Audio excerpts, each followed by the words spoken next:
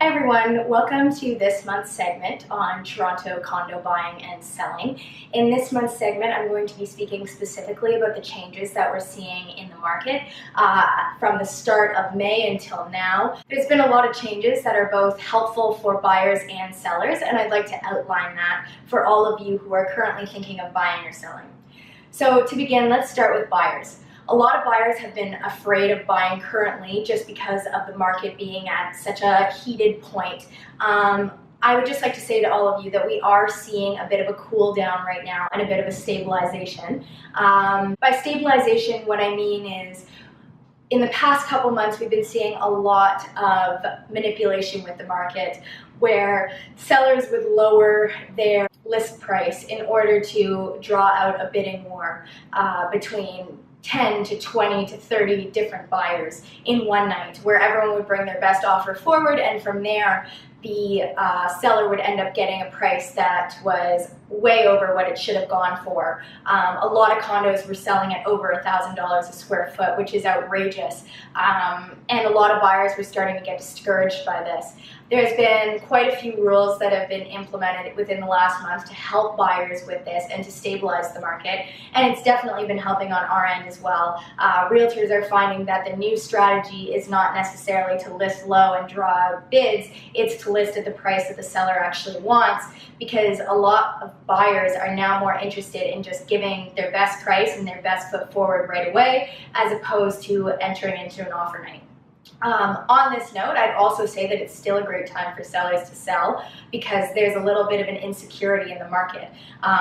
No one knows exactly what's going to happen or where it's going to go, but there does seem to be a bit of a cooling. So you should still try and get your condo or home out onto the market before anything else happens or before prices start to go down further than they already have.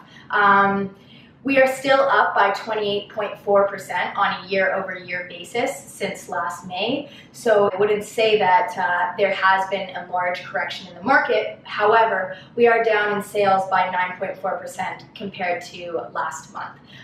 This to me does not show any indication of a crash or a bubble pop. It just shows a stabilization in the market, which is what everyone has been looking for.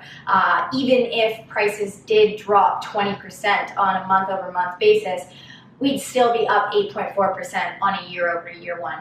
And I think that's important for a lot of people to realize who are starting to be fearful of this kind of crash or bubble pop.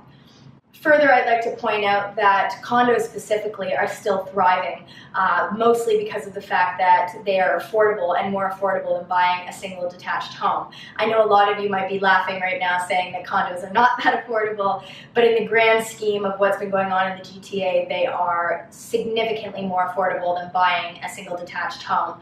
On this point, in the past 5 months, condo sales have been up specifically by 20.13%, which shows a large gain in the condo market. And it really just has to do with the fact that Toronto is running out of places to grow wide and needs to grow up, as I mentioned in one of my first videos. Other than that, there's not too much more to say at this point. We're all just going to have to kind of wait and see where the market takes us.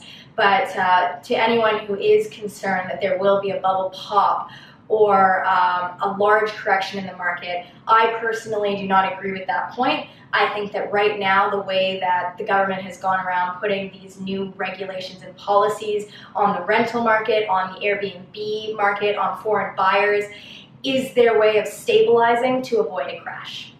I hope this segment has been educational for you, and I'll see you next month.